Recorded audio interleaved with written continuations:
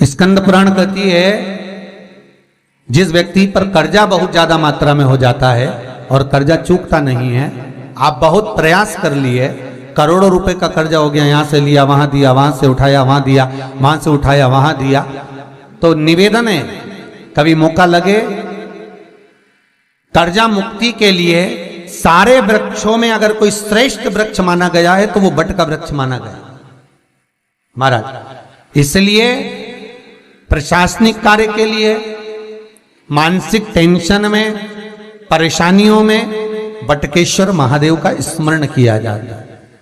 और यदि निवेदन करूंगा बहुत ज्यादा, यदि आपको कर्जा हो गया है, बहुत ज्यादा कर्जा हो गया और वो कर्जा चूक ही नहीं रहा, तो थोड़े दिन बड़ के पेड़ के नीचे आप बटकेश्वर महादेव के लिए 1 लोटा पानी, उसमें थोड़ा सा पिसा हुआ चावल पीस के गला लेना चावल को और पीस लेना, पीस के उस पानी में मिला लेना और मिलाकर उसमें थोड़ी सी हल्दी पिसी हुई डालकर बटकेश्वर महादेव के नाम से बड़ के पेड़ के नीचे अपनी कामना कर कर जो कर्जा हुआ है उस कर्जे का भान देते हुए, स्मरण देते हुए छोड़ दीजिए महाराज।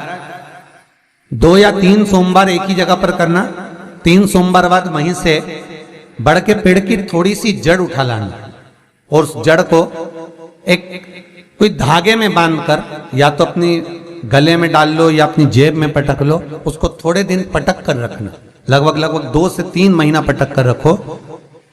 वो जड़ जैसे बड़ का पेड़ विस्तार होता है, पानी गिरे ना गिरे, जल वृष्टि हो ना हो, गर्मी पड़े ना पड़े, उसको कोई फर्क नहीं पड़ता, बड़ का वृक्ष आप रूप फैलता जाता, उसकी जड़ें अपने आप प्रबल होती है। उसी तरह ये बटकेश्वर महादेव कहीं से भी अगर जड़ आपके पास में रखी है 1 महीना, 2 महीना, 3 महीना तक, तो ये जड़ अपने आप लक्ष्मी को पकड़कर खींच कर लाती है और कर्जे से मुक्त कर देती। बटकेश्वर महादेव का स्मरण सुख का देना हो महाराज। ऐसा कोई कार्य नहीं जिसमें पशुपति व्रत लाख ना करे, बस दिल से अगर आपने पशुपति व्रत करा है, बाबा विश्वनाथ के 5 पशुपति व्रत होते हैं, किसी भी सोमवार से चालू कर सकते हैं। बस करना क्या है, सुबह पूजन की थाली लगाकर लेकर जाना है, शंकर भगवान के शिवलिंग की पूजन करना है, मंदिर में अभिषेक पूजन करो, वो थाली वापिस लेकर आ जाओ, घर में रख दो। उसी थाली में शाम के समय प्रदोष काल में सूर्य डूब रहा हो, उसके कुछ ही समय के बाद आप आनंद में 6 दिए घर से लेकर जाओ, थोड़ा सा मीठा बनाकर लेकर जाओ और 5 दिए शंकर जी के मंदिर में लगाओ। पूजन करने के बाद में मीठे के 3 हिस्से कर दो, 2 हिस्से बाबा के मंदिर में अलग अलग रखिए, एक ही प्लेट में 2 हिस्से नहीं रखना है, दोनों हिस्सों को अलग अलग कटोरी में, अलग अलग दोने में, अलग अलग प्लेट में बाबा को रख दो और एक हिस्सा, एक दिया लेकर आ जाइए। घर के दरवाजे में प्रवेश करते समय राइट भाग में एक दिया घी का लगा दीजिए जो लेकर आए हो मंदिर से, उसको जला के नहीं लाना है, वहीं पर जलाना। दरवाजे के पास आराम से बैठो, दिया जलाओ और प्रसाद लेकर अपनी कामना कर कर घर के अंदर सीधा पांव रखकर अंदर चले जाओ। सवेरे फरियाल करो, शाम को भोजन करो। जब भोजन करो उस समय पर जो मीठे का आपने भोग लगाया था भोलेनाथ जी को, जिसका एक हिस्सा लेकर आए हो, सबसे पहले भोजन में वो हिस्सा खाओ। प्रसाद का जो हिस्सा लेकर आए हो उसमें से किसी को वो हिस्से में से प्रसाद नहीं देना, चाहे घर में बच्चे हों चाहे बड़े हों। आपको ज्यादा प्रसाद ले जाना तो अलग से ले जाओ, पर उस हिस्से में से किसी को प्रसाद ना दें। और वो प्रसाद पहले पाकर फिर आप भोजन प्रसादी ग्रहण करें। पर इसका नियम यह है कि प्रसाद जब आप लेकर आते हैं, आपको पहले भी कथा में कहा कि शंकर का प्रसाद रात भर नहीं रखा था। जितनी जल्दी आप प्रसाद का हिस्सा लेकर आए हैं, आधे घंटे के अंदर, पौन घंटे के अंदर आपको वो प्रसाद पाना है और भोजन करना ही है। ये नहीं कि सब आएंगे, इंतजार कर रहे हो, 10 बज गई, 11 बज गई, प्रसाद आपका इंतजार कर रहा है। जो प्रसाद है वो आपकी प्रतीक्षा कर रहा, आपकी बाट जो रहा, आपका इंतजार कर रहा। ये नहीं होना चाहिए।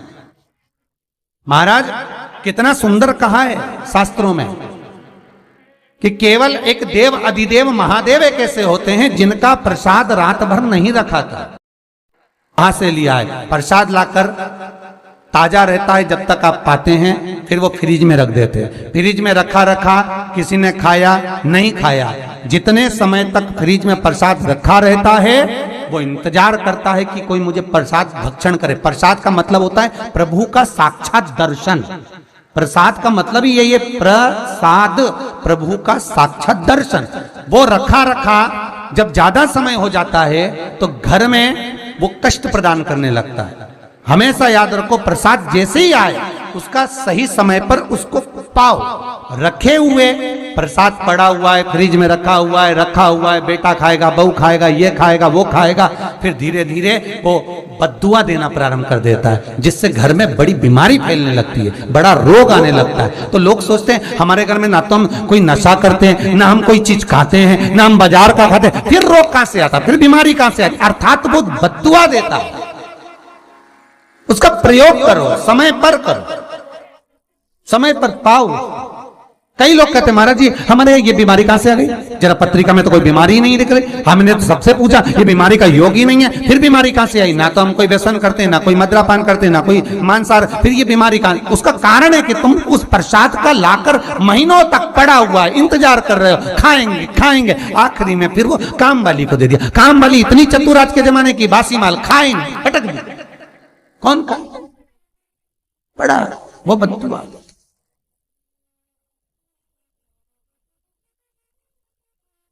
जितना आपको पाना है, जितना आपको लेना है, उतना प्रयोग करो। ज्यादा रखकर बहुत दिनों तक पड़ा है, खोर रखी है, मोहन थाल रखा है, लड्डू रखा है, पेड़ा रखा है, कुछ सामान रखा, नहीं नहीं भाई, जितना बने उतना लाओ, नहीं तो किसी को तुरंत बांट दो, समापन करो। पर अपने यहां पर बहुत दिन तक रखकर उसका बाबा स्वयं, मेरा श्री जी बाबा, मेरे तिरुपति बाबा, मेरा गोवर्धन नाथ, मेरा भोलेनाथ, उस प्रसाद के रूप में तुम्हारे घर में कितने दिन इंतजार करे कि मैं तेरे भीतर प्रवेश करूं, पर तू कराए नहीं, पड़ा है, रखा रहने दो, मन नहीं करता। शक्तियों जैसा कर्म मत करो जिससे हमें कष्ट की। कई लोग कहते हैं हमने पशुपति व्रत करा, हमारा बहुत काम हुआ। कई लोग कहते हैं हमने करा पर हमको अभी तक उसका कारण है कि तुम बहुत देर तक प्रसाद को इंतजार करा रहे हो। तो बाबा भी आपको इंतजार करा रहा है, मेरा विश्वनाथ भी इंतजार कर रहा है। उस समय अवधि का भान होना चाहिए। निगाह हटी, दुर्घटना घटी, बस ध्यान रखो। हम कहते हैं कि हम पूजन करते हैं, हम पाठ करते हैं, हम अर्चना करते हैं, हम अनुष्ठान करते हैं, हम भगवान की सेवा करते हैं, फिर दुख हमको ही क्यों आता है? उसका कारण केवल इतना सा कि दुख हम खुद बुलाते हैं, दूसरा नहीं। हम स्वतः पशुपति व्रत 5 व्रत करो।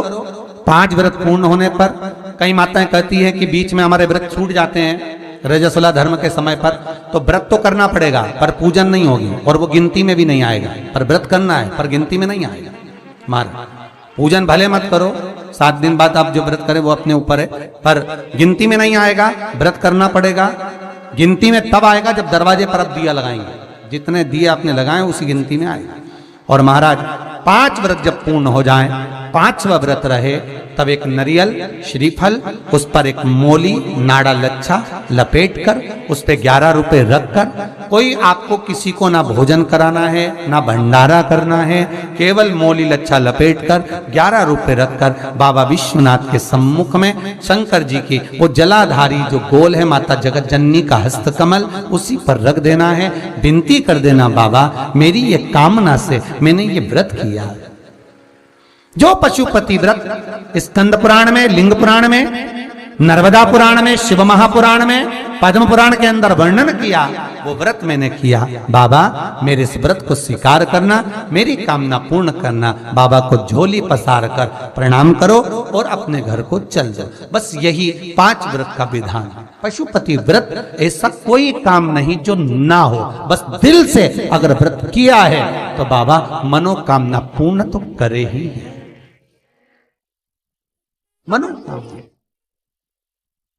आप हमारे घर के चाहे घर की धर्म पत्नी हो, चाहे भांजे हो, कोई प्रॉब्लम होती है, हम उनसे कह देते पशुपति व्रत कर लो, हो जाए।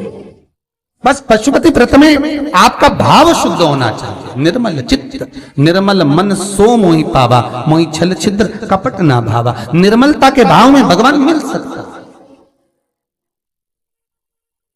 और फिर निवेदन करूंगा, एक लोटा पानी चढ़ाओ ना चढ़ाओ, पर बाबा से दिल से आप मिलो तो, एक बार दिल से उससे कहो तो। शिव शंकर का पशुपति व्रत केवल सांसारिक मनुष्य ही नहीं करता, ये पशुपति व्रत देवता भी करते, देवता